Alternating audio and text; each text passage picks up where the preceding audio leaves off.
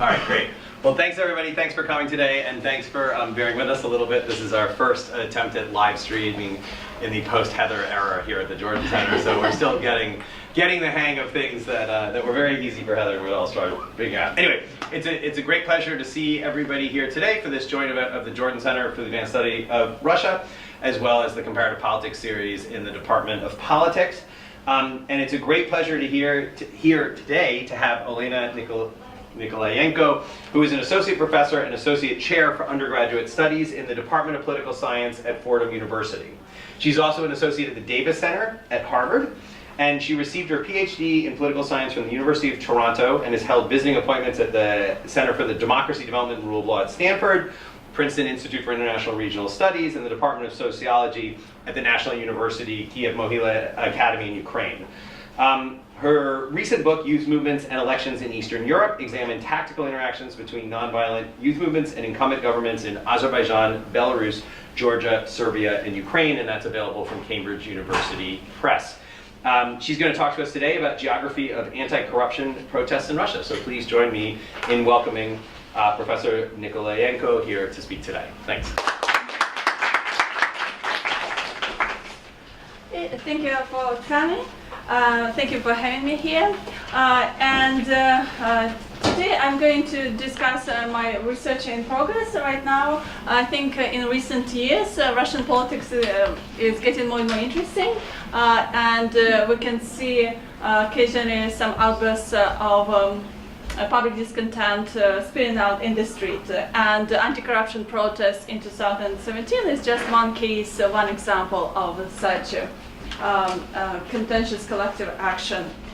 I'm not going to devote much time laying out the context, but I just want to mention very briefly that anti-corruption protests in Russia were triggered by a YouTube video clip that was produced and released in early spring 2017 by the opposition political figure Alexei Navalny, who documented and investigated with his team how former president and the Prime Minister of Russia, Dmitry Medvedev, led a very extravagant lifestyle and engaged in some very opaque business deals. And in particular, in that clip, you could see his humongous mansion, where he had not just a large house for himself and his friends, but also even a special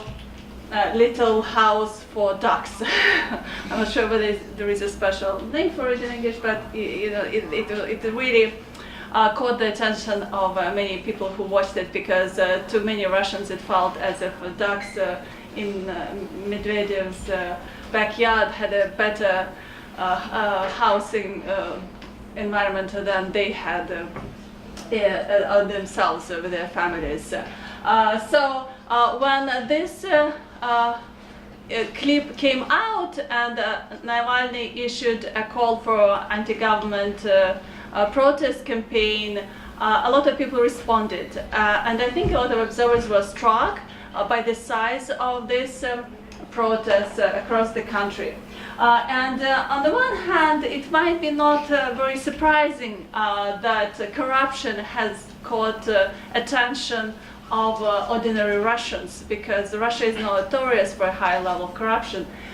In 2017, for example, if you look here on this list, you can find Russia here at number 135 over here. So it's, for example, for comparison, like China is at number 77. So Russia is definitely one of the widely perceived as a very corrupt state.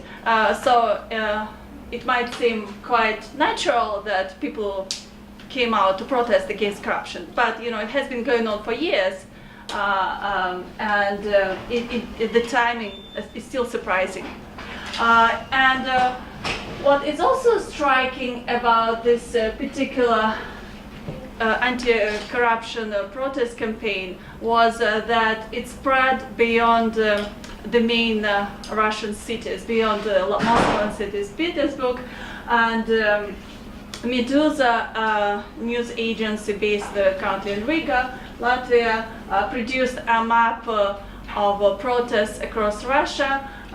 You can see a small version of it here in the corner, and I retrieved the data from the data set and then compiled lists of cities with the largest size of protests and the smallest ones. Overall, protests were held in nearly 100 cities across Russia.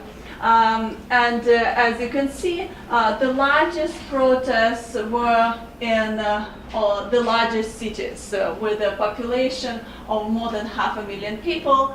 And of course, there are some debates about this specific numbers, and usually, the police significantly underestimates the size of protests. For Moscow, for example, according to the official police reports, there were as few as just 8,000 people protesting in the street.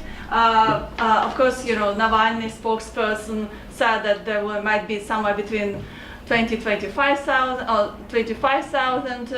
And Medusa, when it compiled its data set, I think went by the largest number. So in some cases, maybe these numbers are a little bit inflated, but let's assume that if they're lying consistently across cities. We can see how in some cities the size of protest was large, but in others it was very small, less than 100 people. For example, participated in Veliki Novgorod or Orsk or Amavir. So why is it the case? This is the question that I pose in my study. Why is the size of anti-corruption was the size of anti-corruption protests larger in some cities and smaller in others?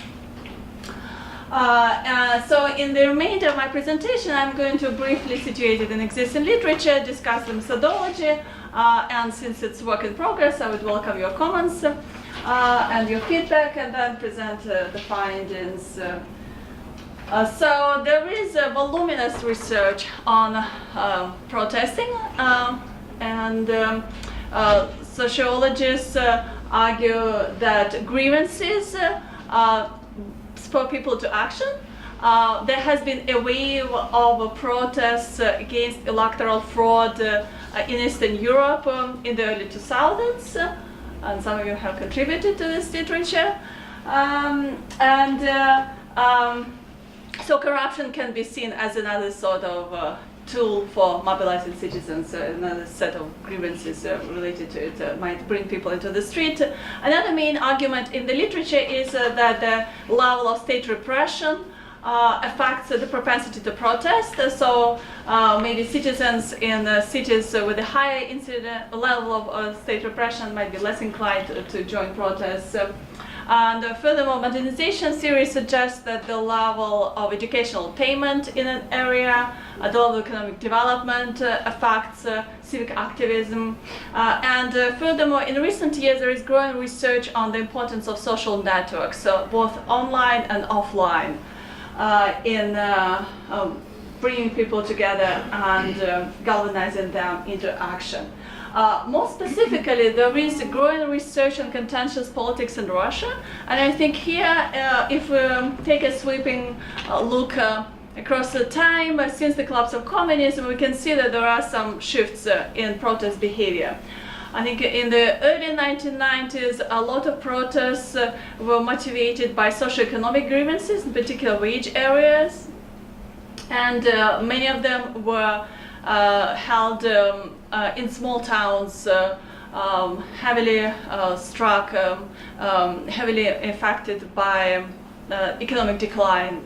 And then during the 2011-2012, between December and March, we saw a burst of protests that had explicitly political demands, and they were triggered by vote rigging during the 2011 elections and then 2012 12 presidential elections in Russia. And then again, after that, I think a lot of civic activists retreated to focus on local issues or on some socioeconomic issues.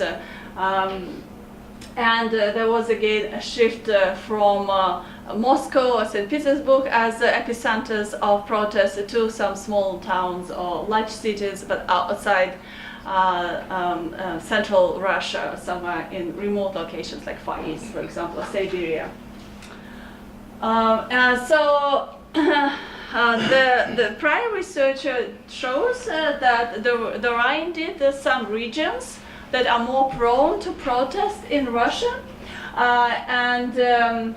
This is a map that was produced by a team of Russian scholars who are doing a regular index of political risks. In particular, as a subset of that index, they compile, the index of protest activity or protest potential across Russian regions. So a lot of research has been done at the level of the region rather than city. And here again, you can see how those that are colored in red, these are the regions with the highest level of protest activity. Just a few years before the anti-corruption protests triggered by Navalny's work. So it is Moscow, St. Petersburg, Zabaikalsky Krai, and Novosibirsk.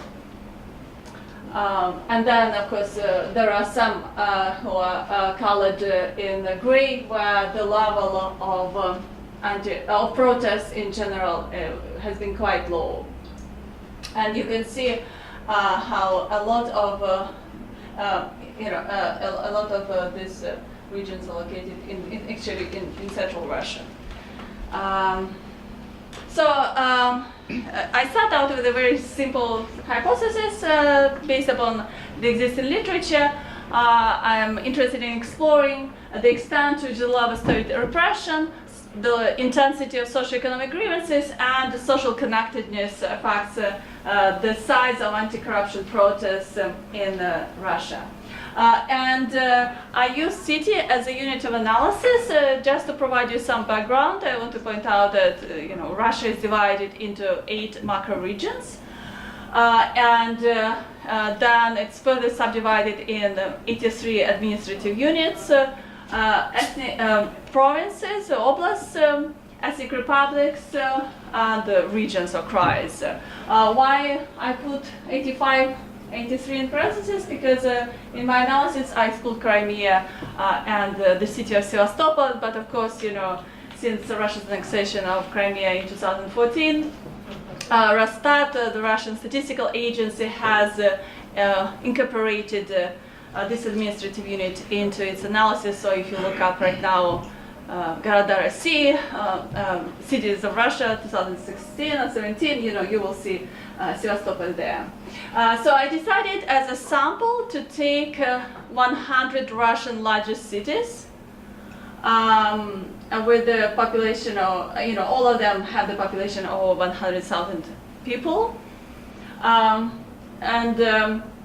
In Russia, according to the 2017 statistics, there are 15 cities with more than 1 million people. Then there are 22 that are between 500,000 and but less than 1 million. And then I also, in this sample, I found most of the capital cities of administrative units of Russia. So I just decided to add on some additional cities,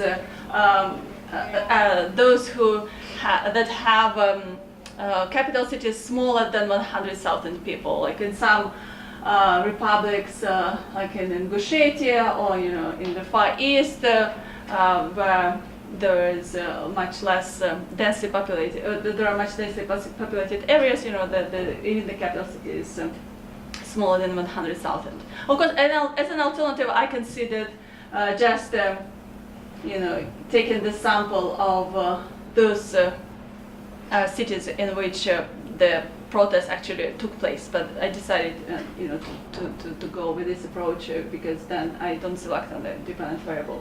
So in the long run, I ended up with a sample of 114 Russian cities, I retrieved the data from the Medusa news agency, which has published it on its website, and also I cross-validated it with news sources, local news sources, and then I decided to. In the previous slides, you've seen the size of the protest in absolute numbers, but as a dependent variable, I use the proportion. The proportion of how many protesters were in the street as a proportion of the city's population. Because obviously, if in a larger city, you would expect a larger size of the anti-government protest, but I wanted to take into account the size of the city itself. And that's why that's the distribution that I have. It's not normal. As you can see, and in the sample, there are 33 cities in which protests were not held at all. So that's why you have like 0 as the largest category. When I estimate the size of protests as a proportion of the city's population, then there are some slight shifts in the list, but still, as far as central or macro region of Russia is concerned, we have here only Moscow and Smolensk, and much more protests were seen in the Volga region. Or in Siberia of Russia, what I wanted to do. You mean percentage of the population, not proportion, correct? Yeah, percentage. I mean, here, for example, like for population size for Perm, I took this population size, and then I divided protest size by population size. So that's why. Even in the case of Moscow, where in absolute numbers, the size of the protest by the wildest, the maximum estimations, it was like 25,000, even if it assumed that it's true, then it's less 1/5 of 1%. So it's not 1% of the Moscow's population, but like just 1/5 of 1% of Moscow's population went into the street. So it's a really small number. Having studied protests and the Orange Revolution and the erosion of dignity in Ukraine, where the numbers were significantly higher. But maybe that's why you had the revolution in Ukraine. But in Russia, it's really a small number of people, even in the cities where. In absolute numbers, it looks like it's a lot when 1,000 goes into the street. Still, it's really, really small. Because I decided not to use the absolute size of the protests, but the proportion. So technically speaking, I don't have count data. It's a fraction, proportionate data. So. And because I included in my analysis those cities that had zeros, I used FRAC-REG and Stata, so it's a fractional response model for a dependent variable that is with the values between 0 and 1. Of course, as an alternative, I could have added, I thought about it, I could have added just to the dependent variable like a number, like a very small number, like 0.0001. And then it would have been better rec, but there are very significant differences between the two approaches. So I'm using FRAC-REG logic instead to perform my analysis. And I wanted to just discuss very briefly the measurement of the independent variables. Because it was about corruption, I used some measures of corruption. Unfortunately, not all of them are available at the city level. So as a proxy, I use some variables measured at the region level. In DEM, I conducted a public opinion poll in 2010 with a sample size of 17,000 people, and they asked a series of questions about corruption at the petty corruption. And then there is an institute in Russia that tries now to look at budgets, at budget transparency, because it's considered as a critical element to promote fiscal transparency, economic development across Russia. So they actually look at the records of the regional governments to estimate, how much information about budget they report, how frequently. They have a very kind of sophisticated methodology. If anybody is interested, I think it's an interesting data set that they have developed. In March 2017, numerous reports indicated there was a large number of young people in the street, even school children. So I use the university student population as one of the variables, and the daily internet use. More than half of Russians by now use internet daily. And as a measure of interpersonal trust, I found data set compiled by a real estate company. Actually, I was quite surprised about that. There are some real estate companies who want to sell houses or apartments in different Russian cities. And so they compile their own data sets and release their own rankings of the quality of life in a city.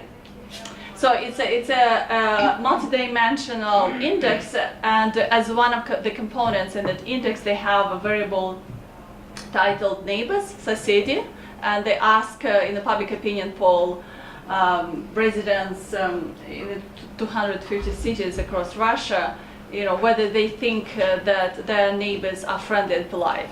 So I used it as a measure of community relations that potentially can aid anti-corruption protests. Before I turn to the results, I just also wanted to illustrate how petty corruption is spread across Russia. And this is based upon the in-depth public opinion polls. So you can see that those regions of Russia that are colored in bright green have the least level of corruption. And those that are colored in bright orange have the highest level of corruption. And you can see, a lot of them are here in the south, like Rostov, Krasnodar, Staropolsky Krai. That's where corruption is the highest. As far as socioeconomic variables are concerned, I used the monocity as one of the variables in Russia. One of the laws that was passed on monocities actually contained the list of all the monocities. There are around 300, and they're divided in three categories. Some of them where they have a very stable situation, and others kind of like on the have a more or less stable economic development. Average monthly wages, just as a measure of economic development at the city level, and Gini index is compiled by Eurostat at the regional level. Another very interesting index that I used in my research, and it incorporates 42 indicators, so it's really rich, and it actually overlaps to some extent with some of the variables that I mentioned earlier. It's called Index of Sustainable Development. And they retrieve data, publicly available data from Eurostat, from other sources, and then they, compile it into an index. And natural resources production. Of course, when you talk about Russia, you can't help but mention oil and gas. pernicious effects of the extractive industry.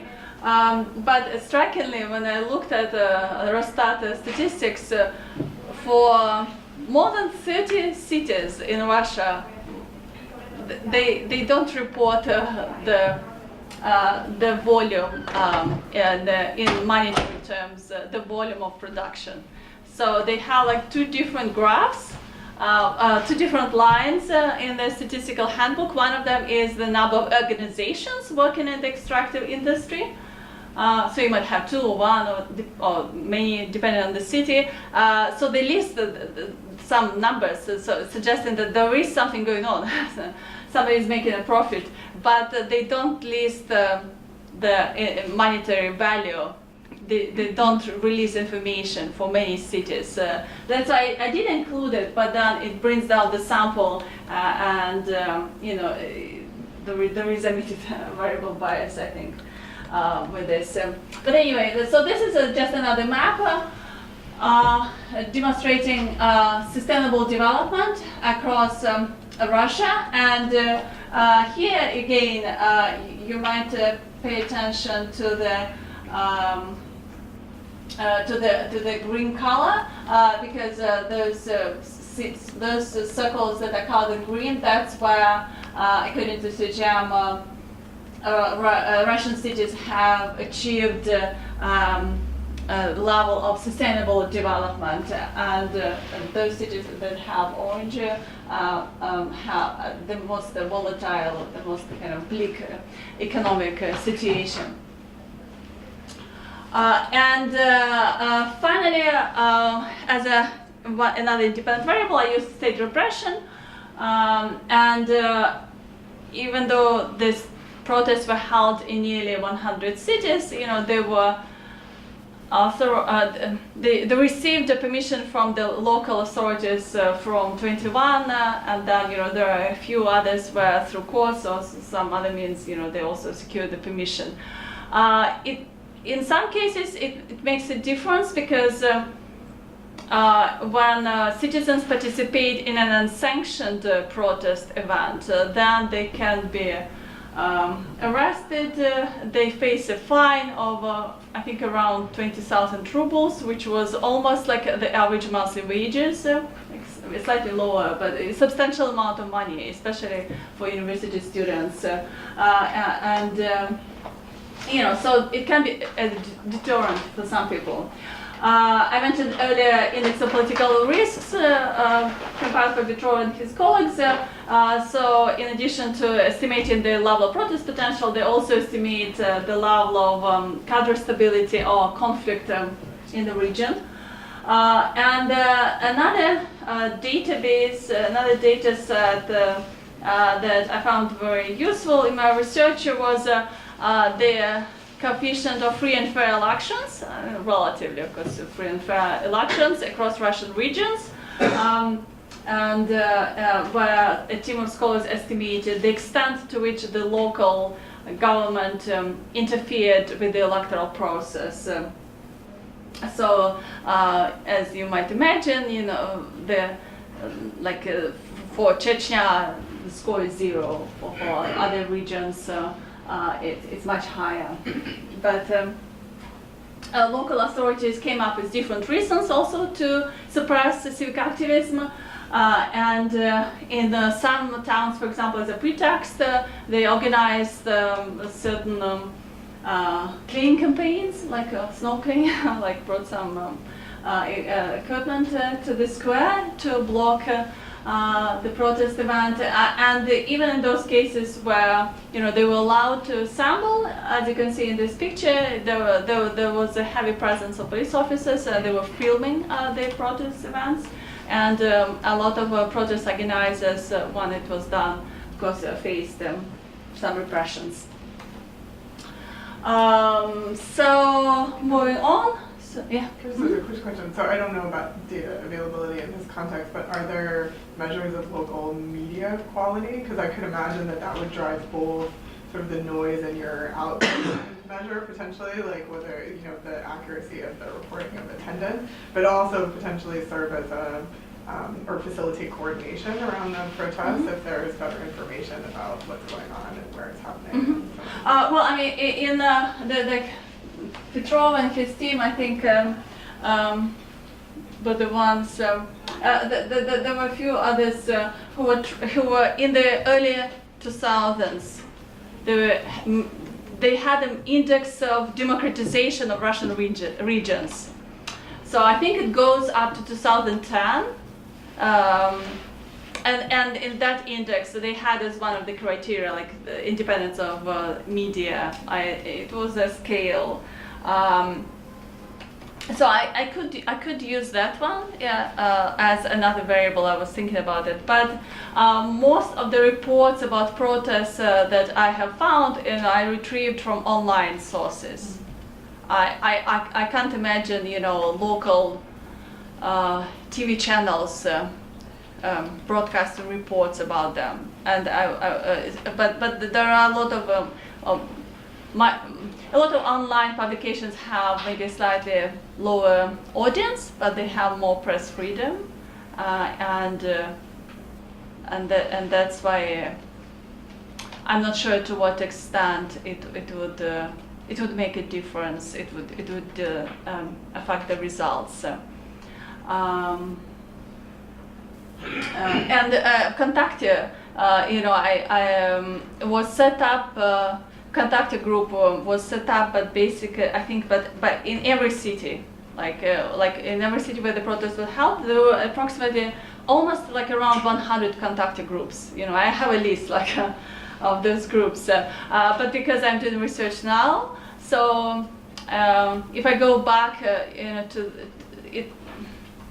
I wasn't sure, whether I could retrieve the data, like how many subscribers, how many members of this group were at that time before the protest, because some joined this group after the March protests, and some began to get involved in this anti-corruption protest, to gear up for the next round in June 2017. So yeah, so let's say.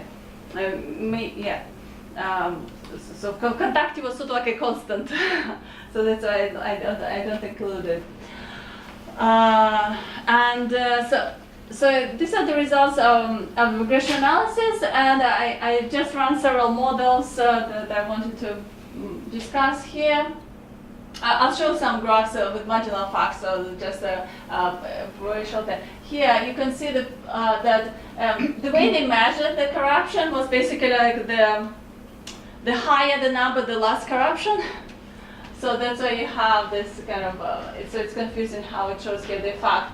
Budget transparency and socioeconomic inequality does not have an impact, but what I find consistently across all the models, that the index of sustainable development, the level of economic development in a city, has a significant impact on the size of the anti-corruption protests. And so in cities where they have achieved a higher level of economic development, citizens were more likely to go and protest.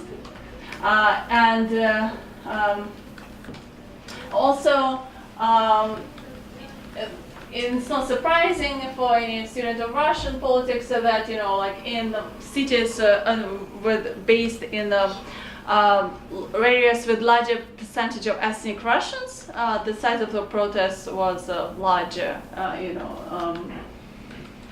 Actually, when I tried to enter ethnic Russians variable and the free elections, they strongly correlate because, as previous research shows, usually very anomalous electoral results by default, high level of vote rigging takes place in regions with a large percentage of non-ethnic Russians. Could you elaborate a bit on the distance to Moscow coefficient there? This is like, it's a bit striking. That it was not significant? It's like 1 with a standard error of 0, right? Yeah, I mean, it was because it rounded up. So yeah, so I mean, it was not 0. It was like 0, 0, and then there was some number then. Yeah, Okay. but but distance to Moscow did not have a significant impact in more cases. And internet use also does matter, maybe because right now it has become quite widespread and people use it for different reasons. But what makes a difference here, for example, are free elections. So actually, in those cities where there was less administrative intervention in local elections, people were more likely to protest. So where there was more open political environment, people were more likely to protest. Can I just, I don't know this like fabric, so what does like this 0.1? Oh, these are odds ratios. These are the, because basically you can run logic with it and you can have odds ratios, but you have because it's not count data, so that's why it's correct. But these are odds ratios, yeah. So the closer to 1, the less there's any effect. Is that correct? So if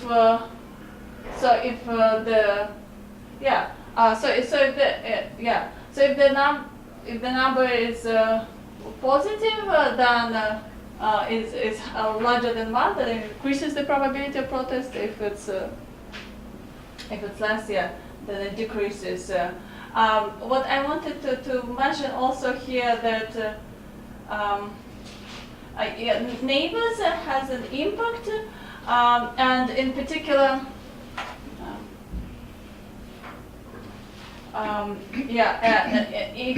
basically what I found was that usually, and it's kind of walked in the opposite direction, usually you would assume that if people trust each other, if they have good relations with their neighbors, consider them as friendly, that they might be more likely to mobilize and protest. But in the survey, actually the level of interpersonal trust, better community relations were found in, for example, North Caucasus. Only when I interacted it with neighbors in Russian, so then it became, so it was statistically significant but negative effect. But when you interacted with ethnic Russians, so if you trust your neighbors and live in a city with a large percentage of ethnic Russians. And ethnic Russians here, by ethnic Russians I mean that it's not just something particular about like a ethnic group, but ethnic Russians also is sort of like a proxy for the level of state oppression and political violence. And protest, also prior protest has a significant impact, as well as student population. Mm-hmm. Okay. So sanction there, it's a dummy for whether that protest was sanctioned by the government, right? Yeah, but it was allowed, yes. Isn't it an endogenous control? In a sense, I would suspect that the government probably sanctions more larger protests because they want to boil them down, right? Well, they should sanction before the protest. Yeah, they sanctioned before. By sanctioned, maybe it's not a good word maybe it's what not. Does sanction mean? Sanction means like maybe permitted. In Russian it's like sankционированы. But basically in Russia, according to the law, before a protest event is held, the organizers within 2 weeks from the protest event have to notify the local government, so that this protest event does not create any sort of public disorder. So technically speaking, the government is not supposed to ban the event. But oftentimes what happens in Russia is that the government says, well, hey, we planned this contest or like a fair welcome spring, and it is going to be held on this particular day at this particular hour. So, or no, we're going to, repaint the square or something like this. So usually, or let's relocate it from the central square to a locality on the outskirts, so that very few people could get there. So usually they come up with a lot of different excuses, and then because there is a very strict, the organizers on a very strict calendar, they have to act within 2 weeks, and then if the government does not respond, within a certain period of time, if they don't renegotiate the terms of the event on which the event is held, then by the time the event is supposed to be held, it will be by default unsanctioned. It will not be agreed upon by the local government. So it raises this, it sends a signal to the local population that if they go and participate in such a protest and get arrested, they are more likely to get a heavy fine or spend some time in detention. So it raises the stakes. And in particular, it provides an opportunity to penalize more heavily the organizers of these protest events. Maybe just to illustrate it with material facts, it's easier.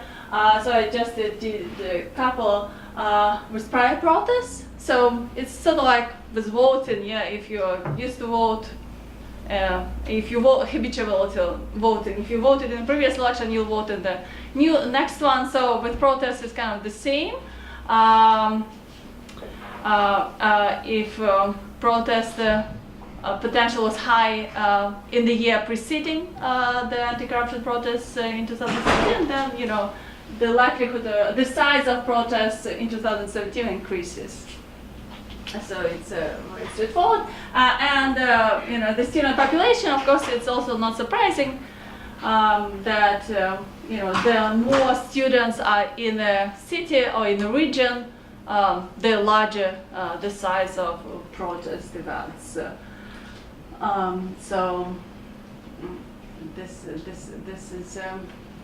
This is what I kind of find striking, because here it works in the opposite direction from what I would have expected. Maybe it's a function of how people interpret what is like friendly and polite neighbor, but here the scale is quite small. It's from 3.4 to 4.4. This is the score for the lowest score and the highest score for a city, for a particular city,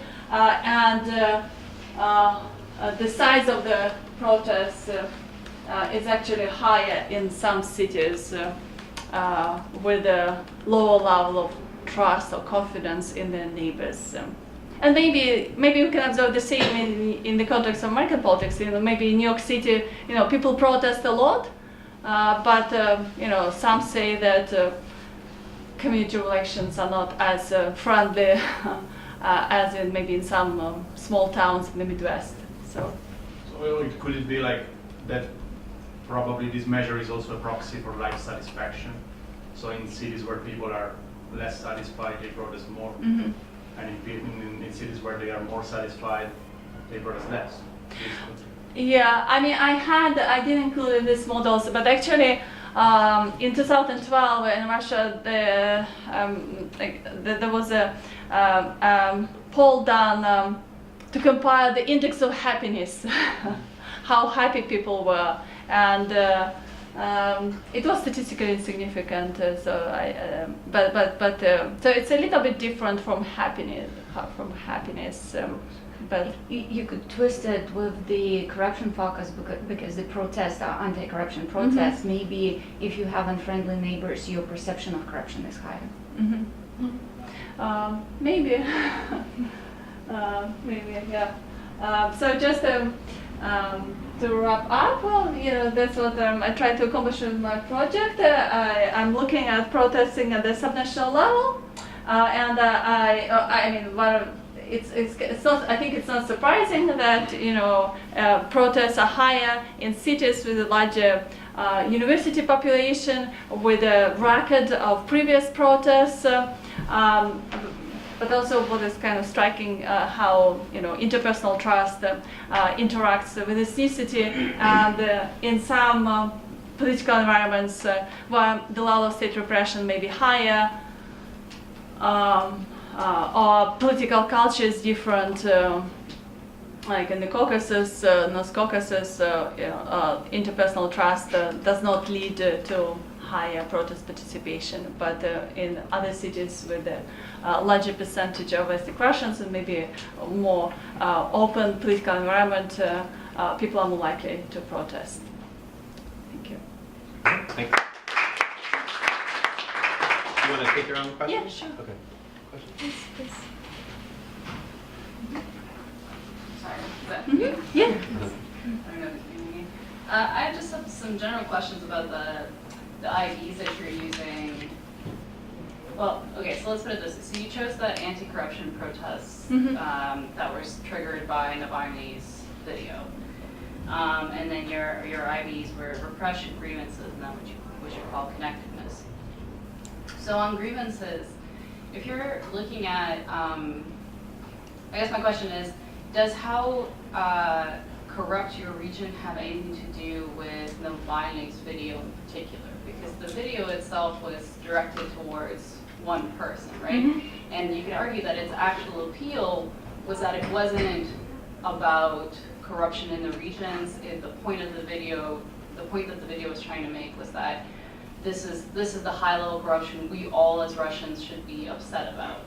And so I don't know whether corruption in your region has a direct impact on whether or not you come out to protest. And that's connected also to this idea of neighborliness or something like that. So you have to look at who Navalny's audience is. So it's not surprising that cities with large university populations would come out, partly because young people are more prone to protest, but also because they're the prime target of Navalny's videos. And that has nothing to do with how connected anyone feels inside their city, because connectedness in that sense is also online connectedness, right? Not whether or not you know your neighbor or you like your neighbor. And also, university populations tend to move to a city; they're not from that city. Yeah. So there's, so I guess my kind of suggestion to you would be, because you didn't spend a lot of time. You told us all about your data sources, but you didn't spend a lot of time working out the mechanism between the independent variable and then the measurement that you use for the independent variable. And I could see potential problems with the kind of straight line that you're drawing between regional grievances about the corruption in your town, the student population, Navalny's audience, and specifically the protest you chose to focus on, which was this national level event that was a very strategic decision by the opposition as an effort to unite people. And actually what you started off saying, how protests have evolved and now they're about these local socioeconomic issues, but this Navalny's aim with this video and the protest was exactly to get people out of that, right? Not to protest your local park or developing your local park, but to come out and say something against the government as a whole and their corrupt practices. Okay, yeah, thank you for your comments. So I'll briefly respond. You're absolutely right, yeah, that Medvedev kind of embodied the level, the audacity of corruption at the national level. But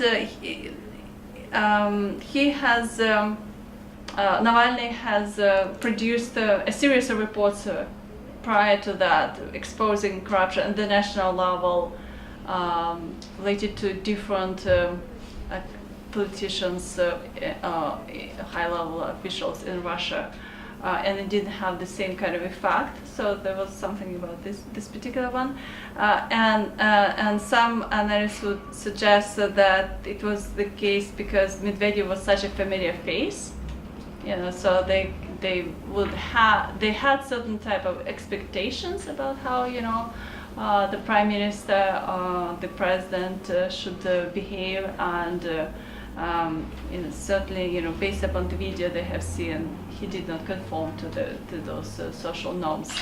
But I think that it's reasonable it might be reasonable to assume that if you experience corruption at the local level, you might be more inclined to believe that it's happening at a higher level, that it's not just a figment of Navalny's imagination. So I think it's possible to draw a link between petty corruption that people experience on a regular basis and this high-level corruption, because otherwise it's too abstract. I just think you need maybe an interaction with something about your satisfaction with the quality of government. in your local, regional, city government. Because I can think of a situation where you think that there's lots of corruption, but you're also relatively satisfied with what happens in your city. So that might explain why there's not. Because I agree with you that you would expect that if people thought there was a lot of corruption locally, they would be more in tune with this kind of message. But I think maybe there's a possible reason why that's not translating in the results. I think they have. I think in them actually had. I used this one because this variable where they just estimated the level of corruption. I think they had another one where they estimated how much people perceive there is corruption. Just a slightly different measure of corruption where it brings up more a subjective element to it. And socio-demographic profile of protesters, of course, Navalny tried to appeal to young people, to university students, but in many media reports that came out afterwards, young people said that they didn't have much sympathy with Navalny. I mean, they were not strong supporters of Navalny. They kind of jumped on this bandwagon and decided to come out and protest, but they were not all, by definition, Navalny supporters. So, yeah, maybe, I don't know if it answers. No, that's fine. I just think that whether or not they support Navalny personally is a different question from whether or not the message of the corruption appeals to them. And the fact that I would think that people who consume news on the internet tend to be younger and tend to be more leaning towards Navalny's messages than others. So just that kind of, but all of that to say that has nothing to do with how connected you feel to your neighbor. So that's that part of it I don't find surprising that there's no kind of relationship there. Yeah. Okay. Yeah. So is there something special about anti-corruption protests? Like, I would imagine the same factors would drive any type of anti-government protests, including the perceptions of local corruption. I sort of think that it would be attributed to the central government by the standard logic of the fish rotting from the head, and that's why we have to fight the corruption at the local level.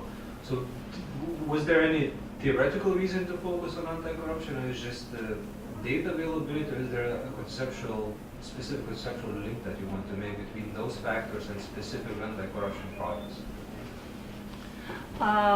Well, I just I wanted to just look at the level of civic activism, protest activity in Russia at the subnational level. That was my motivation for focusing on this particular episode of contention, because unlike many other protest events that happened in Russia, since 2012, but before this much protest, were quite localized. There were environmental protests in the city of Khimki in Moscow Oblast, or there were some protests of drivers against car owners, against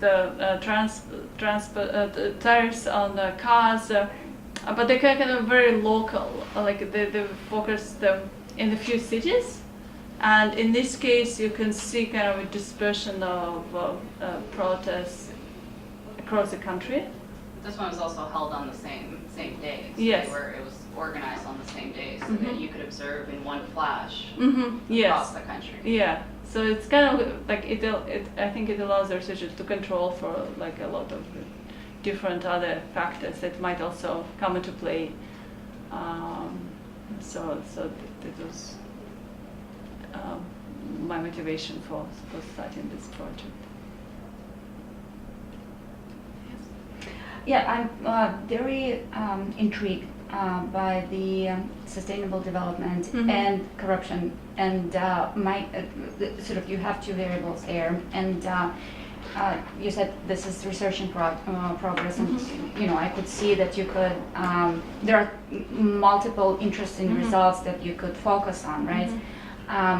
My interest is primarily in how you interpret this. For me, that there could be some possible interaction between Sustainable Development Index and the corruption measures. Those are not perception measures. Those are the estimates of the level of corruption, right?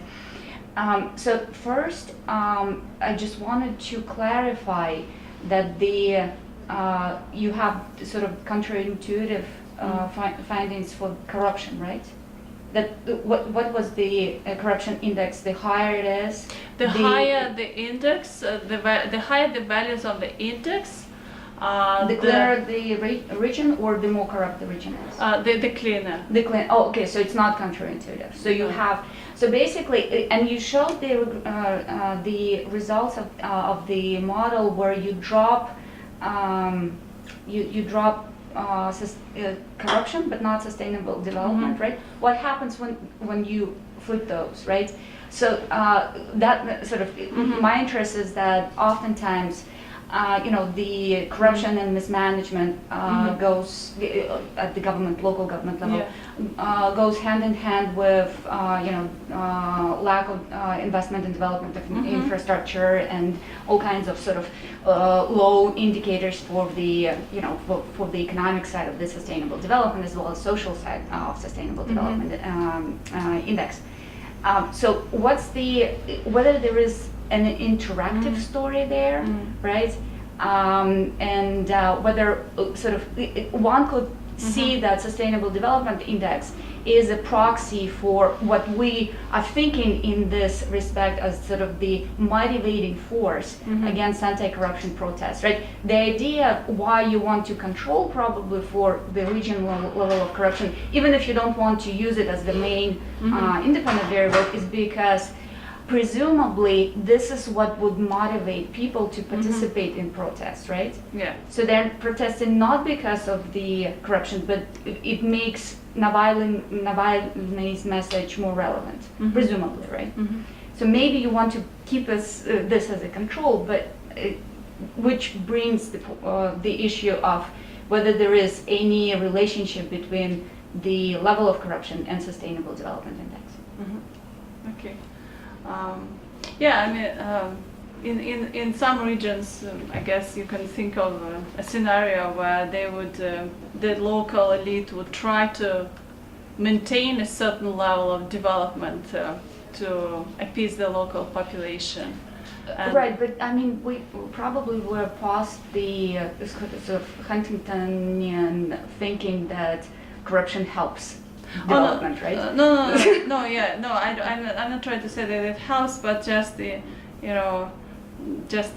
local elite buys off kind of low support of the population and makes them turn a blind eye to corruption because they're able to provide some basic services.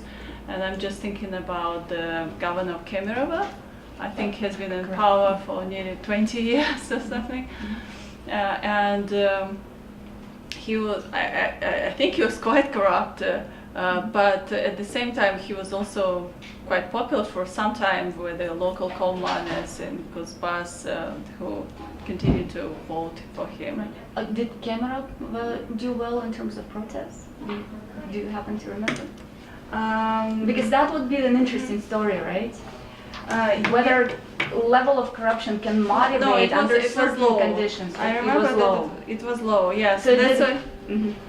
That's why I was actually thinking about doing like a case study, like compare Tomsk versus Kemerovo, like two cities in Siberia. But I think Kemerovo is often singled out as a peculiar case, and in part because of the personality of the local governor, regional governor.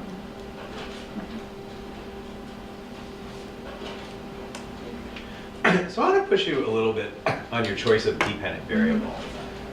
So I understand why you want to normalize this a little bit when you're showing us descriptive statistics to say like, oh look, the protest was much more popular among Muscovites than it was among people from Perm because you have 25,000 instead of 1,000. And if that's what you want to talk about is popularity, then that's fine and that makes sense. But and this is almost a slightly different thing about Arturis is like about theorizing about the nature of these protests. If you have protests that are actually this small, right, that what we're talking about are the differences between 0.025% and 0.029%, or between 0.025 and 0.035%, right? What's the theory that suggests we should care about those differences at all, right? If the theory is that people are actually, the authorities are looking at the protests as a ratio of the population, and they're inferring something from that about popularity of the movement, about their own popularity, it seems very difficult for me to understand that anyone, any actor would have the capacity to infer those kind of numbers. That anyone would have any idea in their head intuitively that this is 0.25% protest and this is a 0.33% protest. There's a big difference between 1/4 of the population and 1% of the population. And there's even, I would say, a difference between 2% of the population and 0.2% of the population.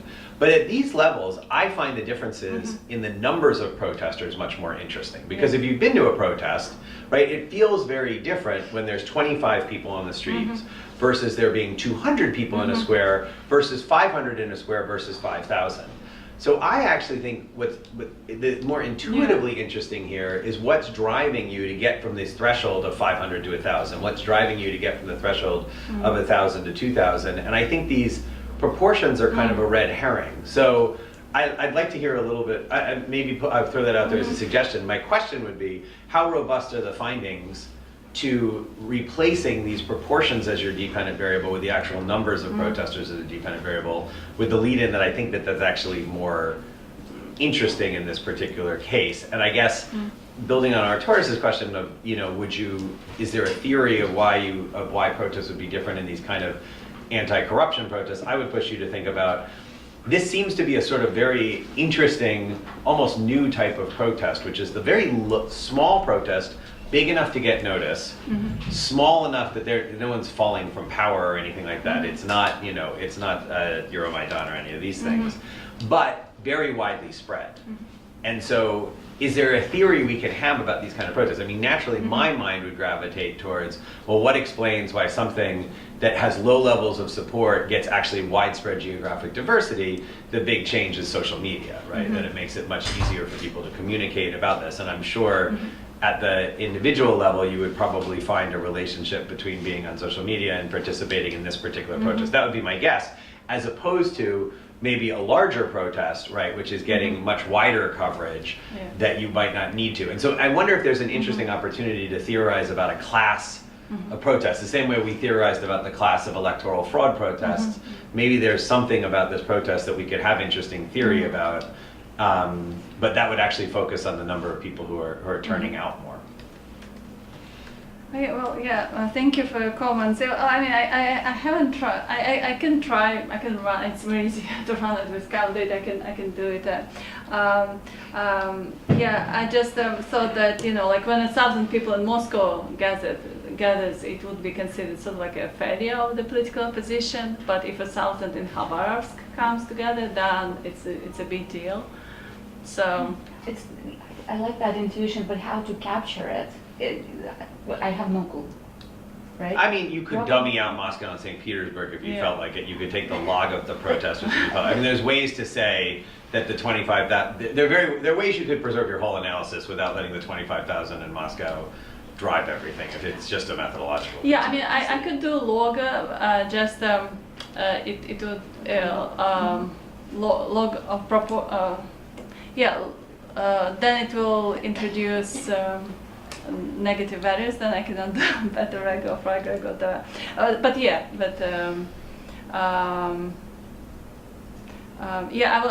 was kind of. I mean, drop Moscow and St. Petersburg and run it on the other 81 data points you have, or the other 112 data 5 points. people in Makhachkala might look as a protest. 5 people in Perm are not protest. But how do you capture that, right? That relative to the city size and... We are looking at all city sizes. I mean, these are all city sizes that are over 100,000 people, right? Almost. So none of these are like little villages or anything like that. Yeah, but there's where a difference 22 between people are really 100,000 and and the 600. million, there are cities. Can I just interject here? Yeah, So, sure. I think that the point that Josh is making is important sort of politically, because these protests are never reported as a fraction of population. When newspapers are writing about it, they don't see 0.05% of people. So the politically salient statistic that gets reported and gets distributed. Yeah, of course, yeah, just the numbers. So that's an important issue. But also, like methodologically, I think the most model way of modeling protest is by counts and then adjusting for the population size on the right-hand side of the equation. So start like Population density, you mean? Right, yeah. So Beisinger's book is doing that routinely, right? Uses population size on the right-hand side to adjust for it, and then but uses a count variable, okay. like plus Yeah. one negative Yeah. binomial on the left-hand side, and that's sort of the resolution. So these issues come up in many domains, like in the studies of violence and war casualties. It's the same issue. Do you use proportions or not? And again, the politically salient thing is casualties are rarely reported in terms of proportions. Yeah, of course. Most time reported in terms of numbers, and these are politically relevant statistics that I think should be sort of studied essentially. Okay, I mean it's very easy. I just have to change the model because, but yeah. So yeah, Makhachkala. This is actually on the first slide. I have this image that I picked from Makhachkala. So according to some reports, there were 100 protesters in Makhachkala. Some would say as many maybe as 150, but this is the maximum because around 44 were arrested. So some say like half of people who protested were actually taken to the police station afterwards. So this is just one of the most kind of outspoken participants in that particular protest. She was detained afterwards. So you can see, she's standing here alone, and then she's surrounded by men who are just there. But I mean, that's my point, that 20 protesters looks like nothing everywhere. Yeah. There's no and sense this is that Yakutsk. you never. This is also But I like mean, just just think of the continuum. If you have 25 people on a square and the square itself is big enough, it looks insignificant. Whether that's in a town of 50,000 people, 200,000 people, or 2 million people. And if you have 50,000 people on a square, that looks really significant. Whether it's in a town of 200,000 people or 12 million people, it still looks significant to have 50,000 people on a square. So maybe there's some magic number in between where like 1,000 people is sort of irrelevant in Moscow, but it's not irrelevant in other places. But I'm not even sure. I think you get 1,000, you pack 1,000 people in, the police are looking at 1,000 people. It's 1,000 people, and there's nothing the police have to do with. So I'll drop this point at this point. Okay. Okay. Yes, I will try another approach. Yeah, I will try population density as a control variable. I have an entirely different question. So the list of cities that you had, if you just put that slide.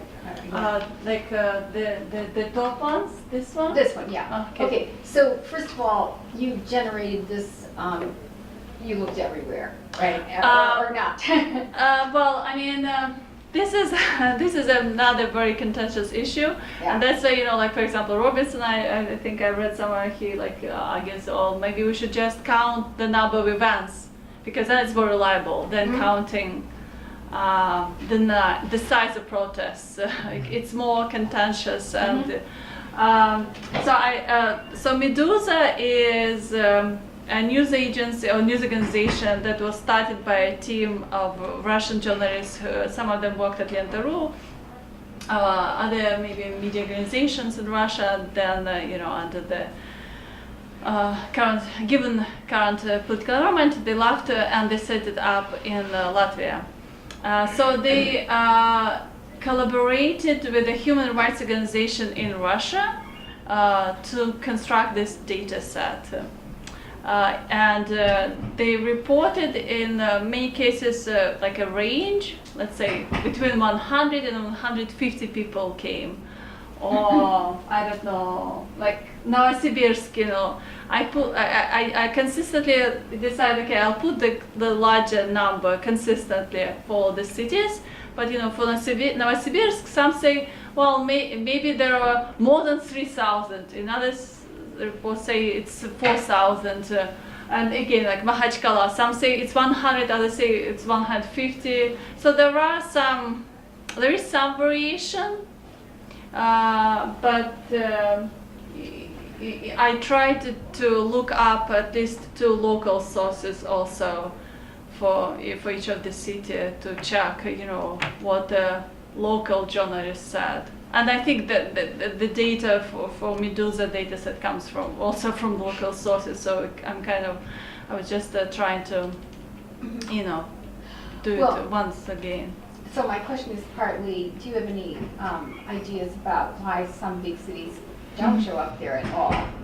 Maybe we're not part of it. And the one I'm interested in is Kazan, a great big city. But of course, in your ethnic Russian variable, it's only half. Ethnic Russian. I don't see it. Oh yeah. I just put top 12. I think Okay. there are 12 here. But Kazan should be also here. According to some reports, there are between 1,000 and 1,500 in Kazan. Yeah. Okay, so Who my question, participated. what doesn't show? It should be after number. Well, I mean, I cannot list all 114 on the Right. slide, so I just listed like top Okay. 12, and Kazan was right there, just because proportionally speaking, in proportion to the population, it was slightly lower than Yeah. let's say in some other cities like in I don't know Khabarovsk. In Khabarovsk it was also approximately the same number, but just proportionately, in proportion to the size of the city's population. But there In again, Khabarovsk it was yeah. higher. But I in mean, that Kazan, confirms your ethnic Russian population, because Kazan would be only half ethnic Russians. well, but compared to other republics, like Tatarstan has is doing much better. If you compare Yeah, it and to then Ingushetia or economic Dagestan. development will be going the other direction. But Kazan is still up there at the top of the list, Tatarstan. On the way you are modeling this, right, and thinking about the way you are, you include cities where protests did not take place, right? Yes, yeah. So that the anti-corruption protest was organized by Navalny's sort of team and efforts. Were there certain decisions made that they will not try to organize in certain cities, or were the supports in sort of local support not sufficient enough for them to call a protest in that city? Because there could be some sort of selection. So I'm thinking about, by including observations where there is zero, right? I was dealing with selection issue. It could be selection that, That Navalny did not want to do it? Either Navalny, you could play it differently, right? So maybe, I don't know what the story was. Maybe it was that Navalny didn't want to do it. Or maybe the support was so low that it didn't make sense for that sort of low number of people to organize a protest, right? So maybe in both of those sort of instances, by including those, those cases, you you need to think about that selection process, right? Maybe, but that selection process could also be explained with the same set of independent variables. Right? In some cases, there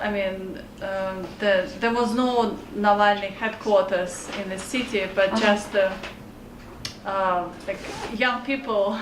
Like some university students, they voluntarily themselves decided to organize this protest event,